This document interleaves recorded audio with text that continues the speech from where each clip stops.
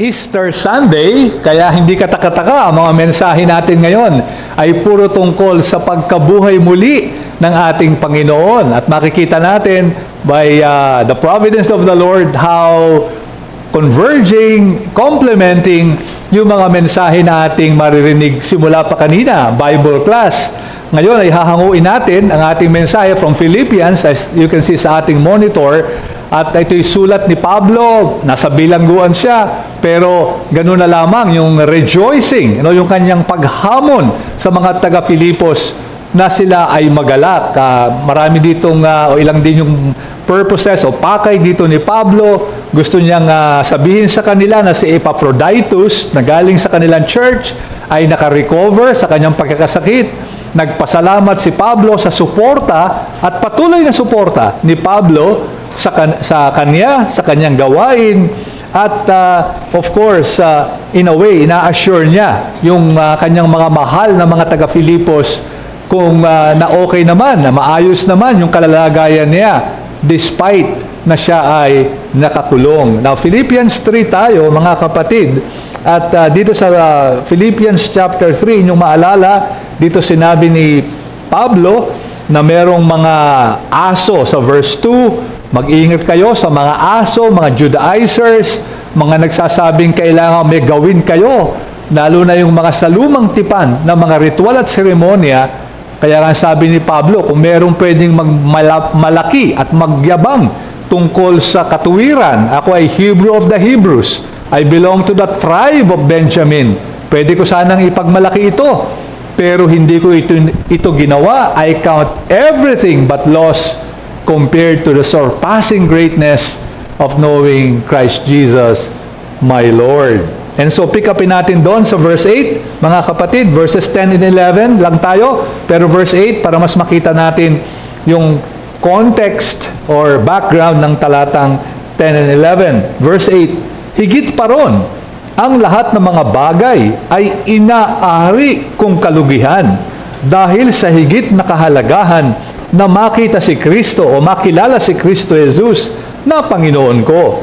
Alang-alang sa Kanya'y tiniis ko ang kalugihan ng lahat ng mga bagay at inari kong basura lamang upang makamit ko si Kristo.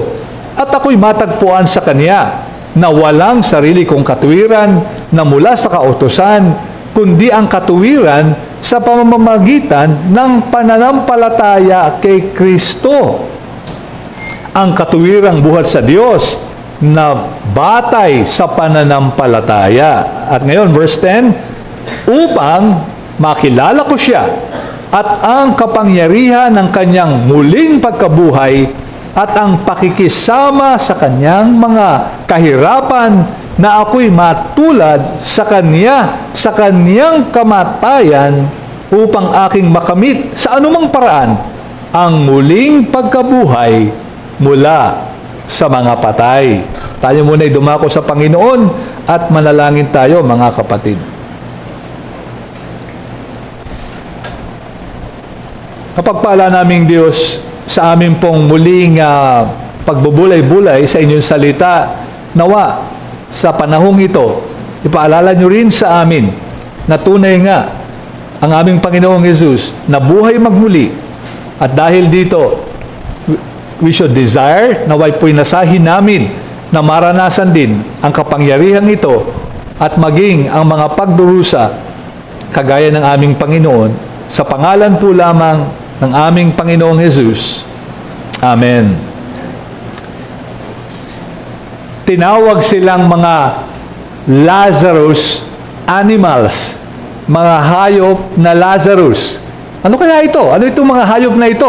Bakit naging Lazarus animal sila? Well, ayon sa account sa NBC News, ay meron dalawang hayop, species, na tinawag na yung isa ay pygmy long-fingered possum, totally hindi ko ito alam, and the ring-tailed glider, tinignan ko naman yung picture, para palang mga tarsier na sa Bohol. No, di naman eksaktong kapareho, pero sa tingin ko medyo malapit tingnan. At itong mga marsupial na ito ay inakala for 7,000 years na-extinct na. Walang nakikitang buhay for 7,000 long years. And lo and behold, in the island of New Guinea, ay nakitang buhay pa ang mga hayop na ito.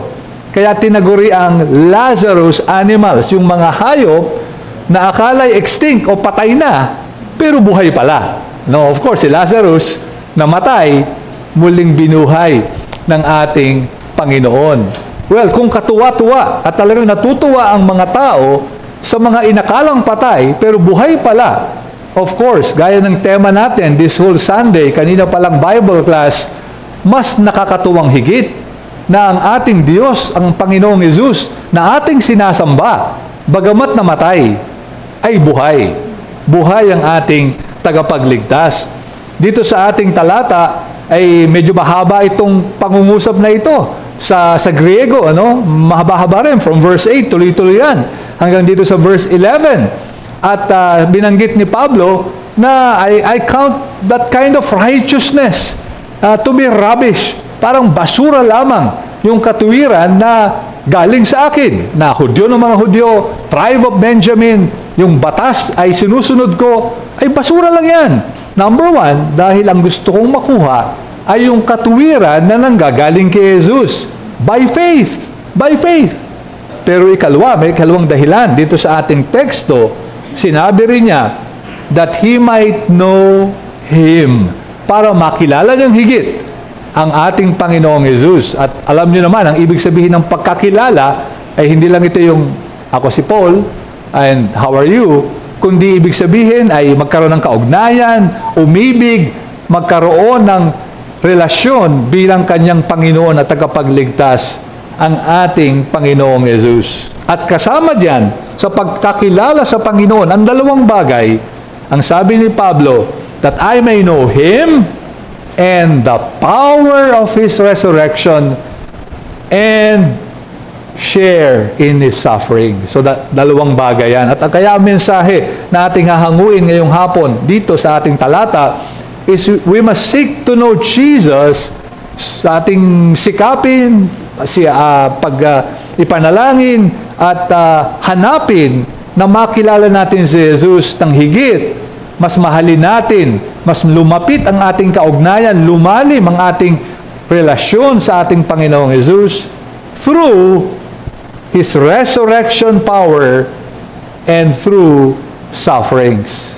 Sa pamamagitan ng karanasan, ng kapangyarihan na bumuhay sa Kanya, related to the message kaninang umaga, and through sufferings. Una sa lahat, pansinin natin na dito ay mahalaga, hiniling o desire ni Pablo. Kaya niya tinalikuran yung sarili niyang katuwiran. Ayaw niyang magkaroon ng sariling merits or katuwiran sa harap ng Diyos.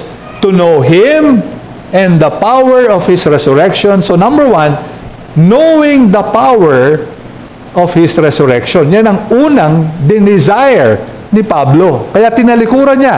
Yung katuwiran niya ay gusto niyang makilala si Jesus through the power of His resurrection. At bakit nga ba napakahalaga ng resurrection? Ito yung ating pinagdiriwang sa araw na ito. Pinangaral niyan kanina sa Bible class. At narinig natin yung kahalagahan nito. Sa 1 Corinthians 15 verse 17, sinabi mismo ni Pablo, just to add to what we learned earlier this morning, verse 17 ng 1 Corinthians 15, the very chapter of resurrection, on resurrection, and if Christ has not been raised, sabi ni Pablo, your faith is futile and you are still in your sins.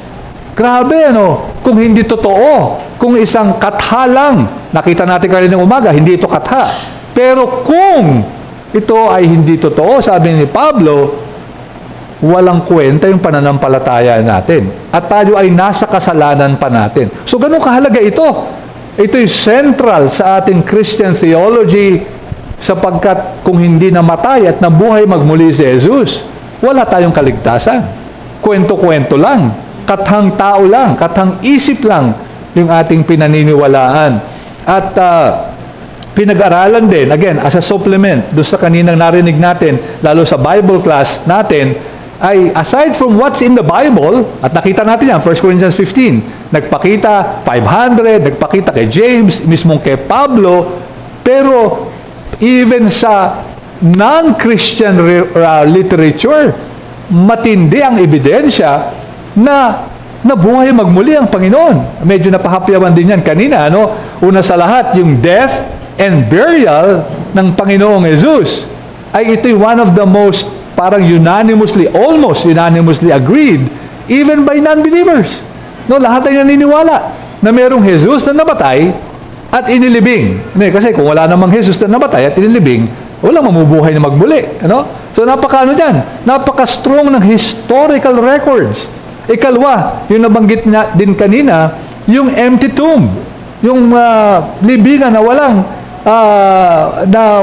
nakalibing. No? At di ba, ang unang naging testigo ay mga babae. Actually, si Mary Magdalene sa lahat ng mga Gospels. Napakahalaga nito pagkat nung panahon nila, bawal lang magtestigo ang babae. Di ba? Alam niyo yan. Mababa ang pagtingin sa isang babae. At hindi allowed na magtestigo sa isang legal court proceedings. Kaya nga, kung iimbento ng katha ang mga gospel writers, kagaya ni Luke na pinag-aralan natin kanina, kung iimbento sila, the last thing they will do ay ang unang testigo ay babae. Ay babae. Kasi nung kanilang kultura, walang maniniwala. Ang una nila sasabihin, babae naman ang testigo, maniwala kami dyan. Pero bakit unanimous ang mga gospel writers na babae ang unang nakakita? Malamang, babae nga. Babae nga. No, otherwise, hindi nila ilalagay ito. And of course, nangaral sila doon sa Jerusalem, yung mga apostol na buhay si Jesus.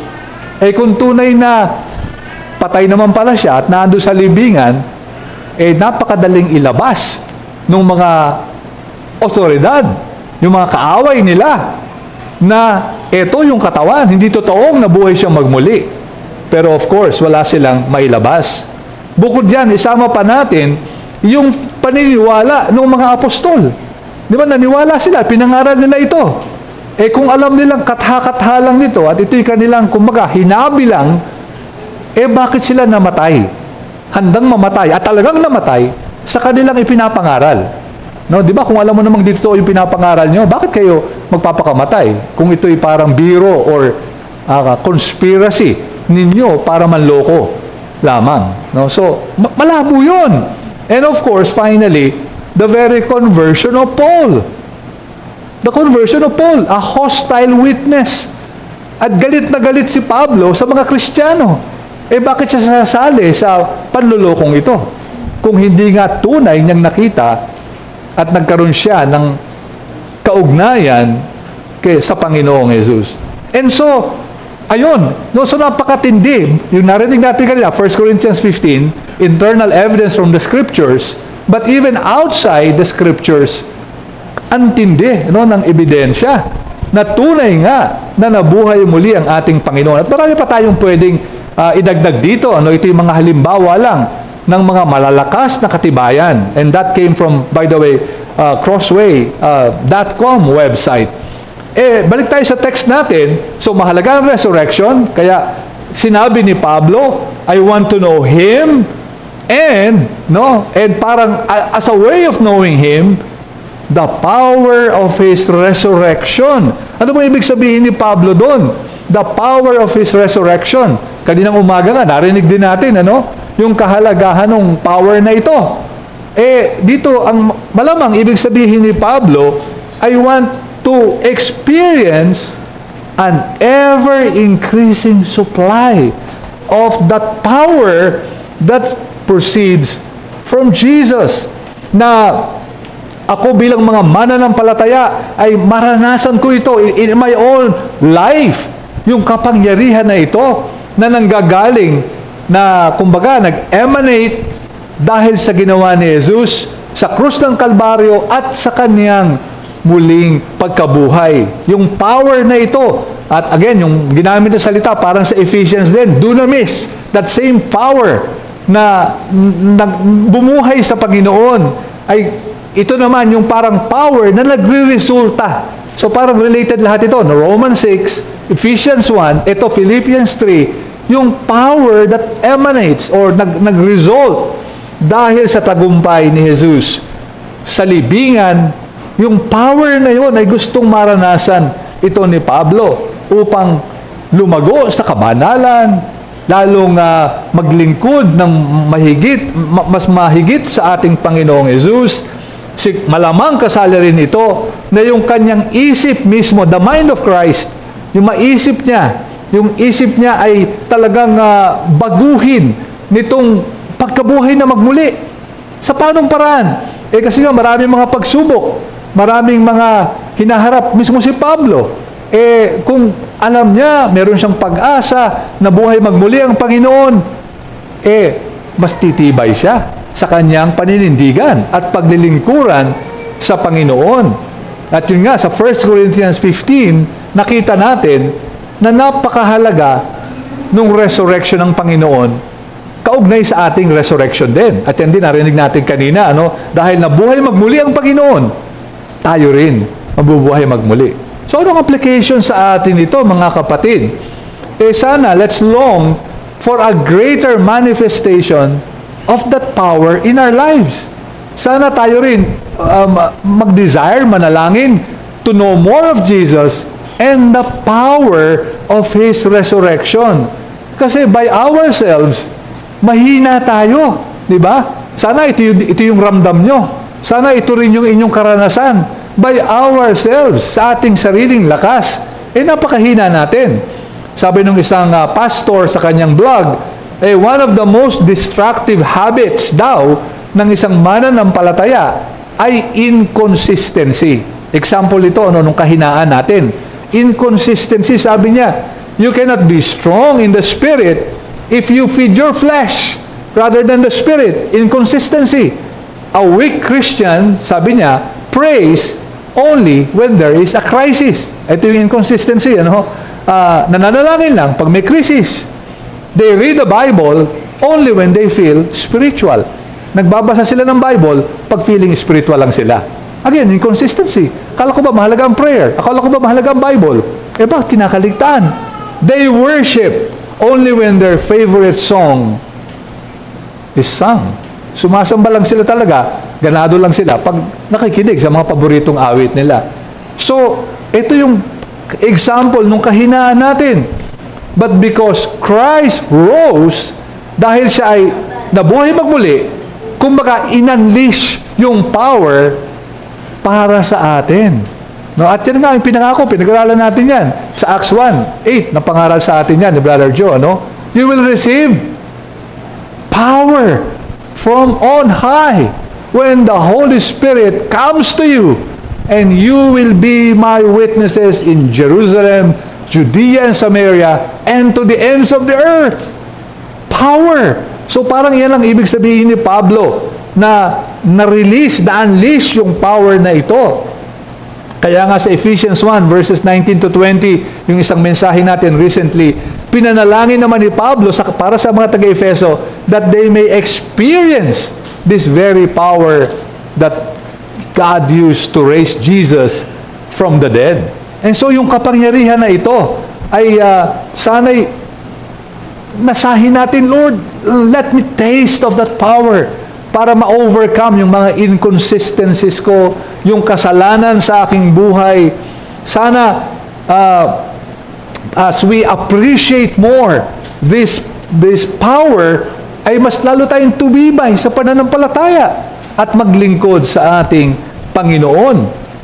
Alam nyo, just as an example, isa sa mga kinakatakutan nating lahat siguro ay kamatayan. Kamatayan, takot tayo sa kamatayan. At yung ibang mga tao, labis ang pagkatakot nila, kaya meron palang tinatawag na thanatophobia. Kung narinig yun na ito, I'm sure narinig na yung iba sa inyo. Thanatophobia, ano yun? The fear of death. Intense fear of death. Hindi lang basta fear of death. Lahat tayo siguro, sabi rin sa Hebrews yan, we're slaves by the fear of death. Pero ito ay sobrang anxiety na. Tinawag ng mga eksperto, ng mga doktor o mga psychologist, death anxiety ito, thanatophobia. Sabi niya, you're anxious about your death or the death of someone you care about. Yung takot na takot kang mamatay at takot ka rin mamatay yung mga mahalaga sa iyong tao, mga minamahal mong tao. It may cause, sabi dito, intense feelings of panic, fear, dread, or depression. Yan daw mga palatandaan, yung labis na pagkatakot, may panic ka na, may dread, depressed. You may avoid, sabi dito ng clevelandclinic.org, you may avoid places or situation that seem dangerous. Umiiwas ka na sa mga lugar na baka nakakatakot. You may become obsessed with your health, constantly checking for signs of illness. No, wala ka nang ginawa, kundi check yung temperature ko. Ano kaya ang aking temperature ngayon? Gusto mong pumunta sa doktor, blood test. Ano kaya ang cholesterol level ko? Ano? At baka meron ka pang blood pressure test. Kasi yung fear, death. At ito yung ating kahinaan. At sa ganitong mga pagkakataon, napakatamis nung 1 Corinthians 15, verse 54, when the perishable, sabi ni Pablo, puts on the imperishable. Ito yung ating katawan na mahina, ay mapapaltan ng hindi na mabubulok kailanman. When the mortal, yung mortal bodies natin, puts on immortality, then shall come to pass the saying that is written, death is swallowed up in victory. At parang kinutya sa verse 55, O death, where is your victory? O death, where is your sting? O mga parang kinutya yung thanatophobia. Here's for you. Ito sa'yo. Nasaan ka ngayon, thanatophobia? Where is your sting? Where is your victory? Ikaw na nagumpay na ang Panginoong Jesus. At tayo rin, kung siya ay binuhay na magmuli, again, yan narinig natin kaninang umaga, tayo rin ay bubuhaying magmuli. And so, kapatid, ano man yung struggle mo ngayon, maaaring sa office, sa school, maaaring pagsubok sa iyong puso, pagsubok at pag-alala sa iyong kalusugan, ano man ang iyong maaaring pinoproblema sa oras na ito, sana ay ma-realize natin na power is available. Andun siya. Para tayong appliance na may power cord o electric cord, ang kailangan lang isaksak doon sa power cord Pero ayaw pa natin gawin. Parang hindi natin pinipilit nating tayo ang mag-operate when in fact, power is available from the Holy Spirit. Kaya siya ipinagkaloob sa atin bilang mananampalataya dahil sa kapangyarihan na nanggagaling sa victory, sa tagumpay ng ating Panginoong Jesus. And Paul can say here in Philippians 4, my God will supply all your needs according to His riches in glory in Christ Jesus. So ano man ang ating alalahanin, sana itong ating mga panalangin, Panginoon, mahina ako, madali akong maging inconsistent, madali akong manlupaypay. I need that power. At sana ipadala niyo ang banal na Espiritu niyo para maranasan ko ang kapangyarihang ito. But secondly and lastly, sharing His sufferings. Ito pa ang desire ni Pablo. Tinalikuran ng sariling katuwiran. Gustong makilala si Jesus through the very power of His resurrection. But quite interestingly, quite surprisingly, dinugsong niya. And may share. Balik tayo sa text natin, verse 10. And may share His sufferings, becoming like Him in His death. Ito siguro yung surprising, Yung una, ang ganda na. Power! I want that! Gusto ko na kapangyarihan. Great news! Tapos biglang, and share in His sufferings. Ano yung sabihin ni Pablo? Well, kinilala ni Pablo that many times, the way to experience that power is to suffer. At ito, napaka-paradoxical at napaka counterintuitive, counter dun sa idea natin, I want power. Ang sagot ng Panginoon, here's suffering. Here's suffering. Parang kabaliktaran, ano? Kakashock.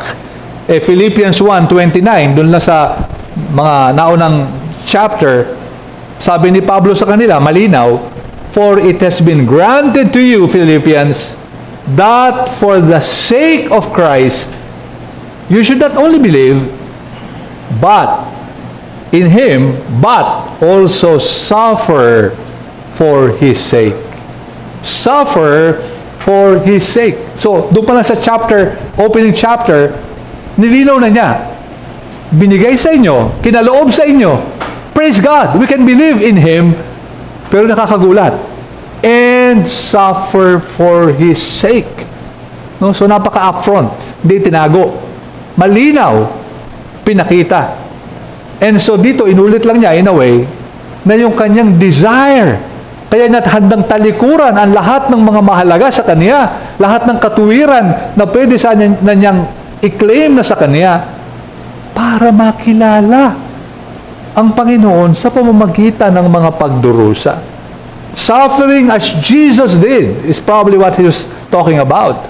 Na siya'y magdusa na kagaya ni Jesus, not to save, of course, sinners, but similarly, serving God, obeying God, being faithful to God, and because of that, sufferings.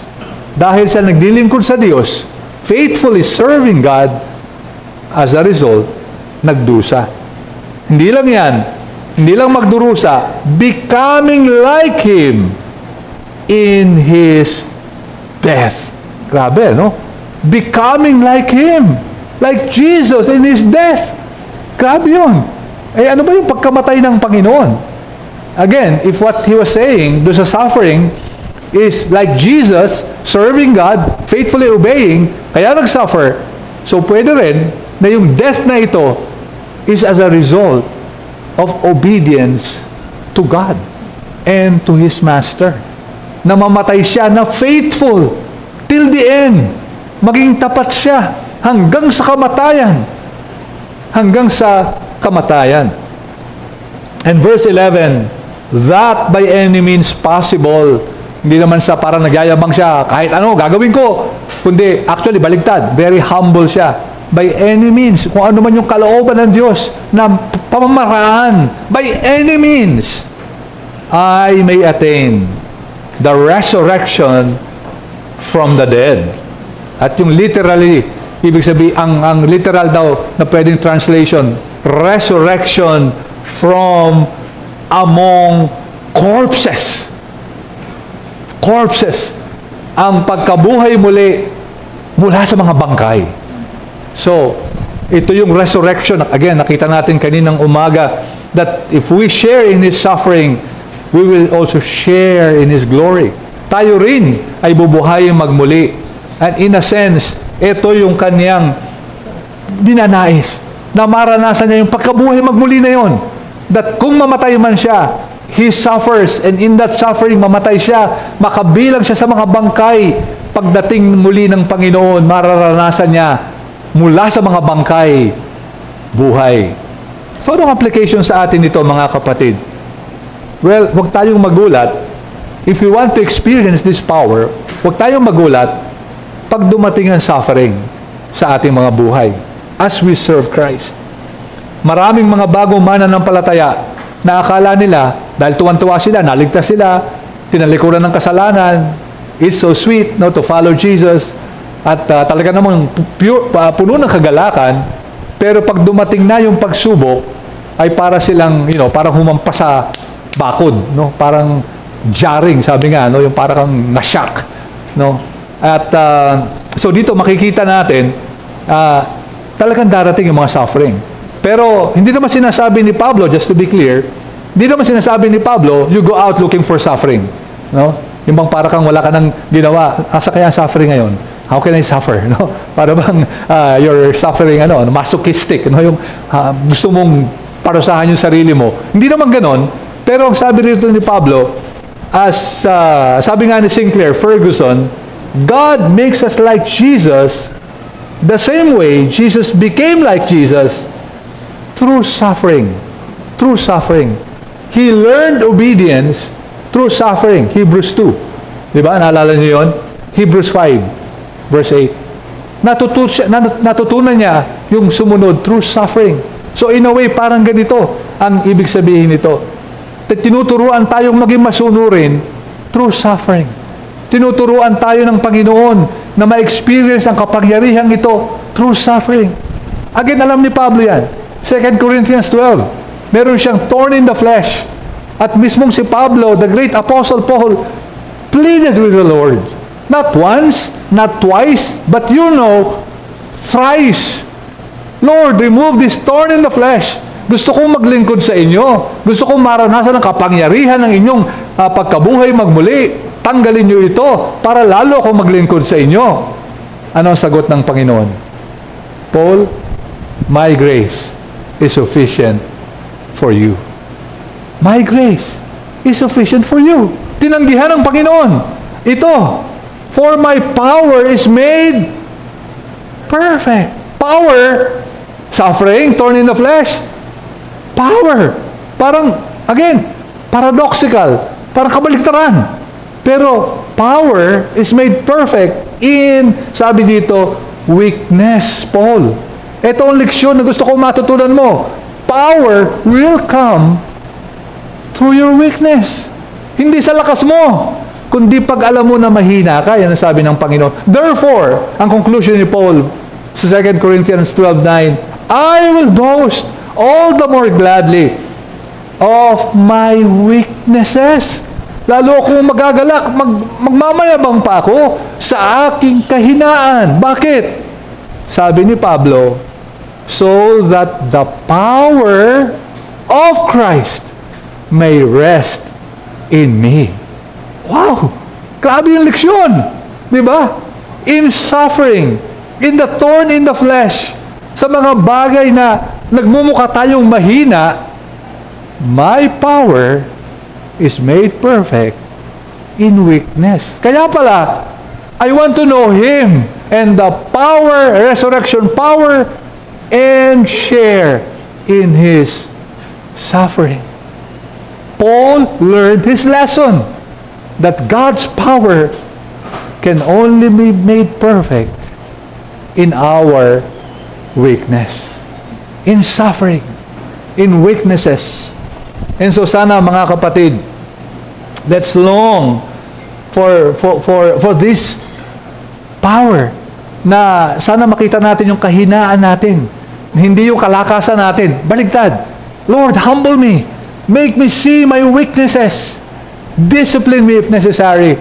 Of course, ang hirap ipanalangin ito. Pero if you want to experience that power, many times, it will go through a thorn in the flesh. Sufferings. Subalit baka may kinakausap tayo ngayon dito na takot magdusa, no? Para sa Panginoon. Walang desire o hindi handa na magdusa ngayon. Baka wala pa tayong tunay na kaugnayan sa Kanya. Sana ngayon ay ating makita ang kasalanan natin ay nagiging hadlang. Our iniquities have separated us from God. And God has hidden His face from you because of your sins. Sabi sa Isaiah 59 verse 2. At sana ngayon magsisi kayo sa inyong mga kasalanan. Talikuran nyo ang anumang tiwala sa inyong lakas. Sana ay maging kagaya ni Pablo, you count all these things as rubbish that you may gain Christ. That you may gain Christ. At para sa bawat mananampalataya, sana ay itong ating nasahin din na dumating yung ating pag-asa, the resurrection from the dead. As we meditate on Christ's resurrection, sana huwag nating kalimutan, at yan, magandang nakita na natin kaninang umaga na pinaliwanag na mabuti sa atin ng ating kapatid. Yan ang kasunod. It's one event, di ba, narinig natin kaninang umaga.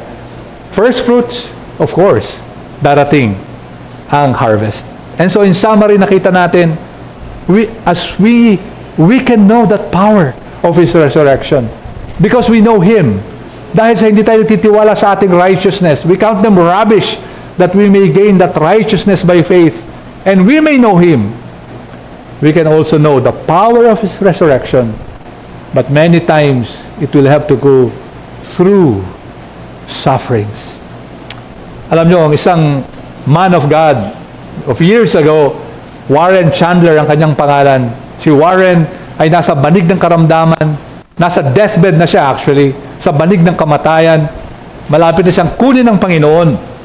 And this man of God ay katabi ang kanyang kaibigan, kasama niya katabi habang nakaratay siya, at sinabi sa kanya ng kanyang kaibigan, sabihin mo sa akin frankly, please tell me frankly, do you fear crossing over the river of death? Kaibigan, sabihin mo sa akin, anong nararamdaman mo ngayon? Meron ka ba takot sa pagtawid sa ilog ng kamatayan? The River Jordan. Ang sinagot ng man of God na ito, si Warren Chandler, I belong to the Father who owns the land on both sides of the river. Yung aking ama, ang may-ari, sabi niya, yung may-ari, bakit ako matatakot? Yung may-ari ng lupa, bago yung ilog, at yung lupa, pagtawid ko sa ilog, ay ang aking ama. Wala akong dapat ikatakot. At sana ito rin ang ating maging panalangin. Panginoon, sa oras na ito, at even sa pagdating ng kamatayan, sana hindi ako matakot, sana ipagkatiwala ko, bagamat may takot ako, kagaya ni Pablo, may we confess even that fear and that weakness, that Christ's power may rest upon us. And the Lord's Supper reminds us, mga kapatid, that before the resurrection, bago nabuhay ang magmuli, bago mangyari yon, there was death and burial of the Lord Jesus Christ. At kaya tayo may access sa power na ito. Kaya merong power na nasa atin. Namatay muna siya, pinako sa krus, doon namatay, inilibing, but after 3 days, nabuhay magmuli. At ngayon, kaya nang alam natin, that same power resurrected and exalted our Lord Jesus to be seated at the very right hand of the Father. Tayo manalangin. O Panginoon namin Diyos, tunay nga, what an amazing grace and manifestation of your power na nabuhay magmuli ang aming Panginoong Jesus. At Panginoon, dahil dito, ay kami rin ngayon ay may access sa power na ito. The very power that you used to raise Jesus from the dead. At sana nga maranasan namin ang power na ito. At kung may mga panahon, kinakailangan dumaan kami sa pagdurusa. Panginoon, tulungan niyo kami to be faithful, to be mindful. Gaya po na sinabi nang narinig din ni Pablo at sinabi niyo kay Pablo, your power is made perfect in weakness. Ito po ang aming mga samo at dalangin sa pangalan po lamang ng aming Panginoong Jesus. Amen. At ngayon, mga kapatid, awitin natin ang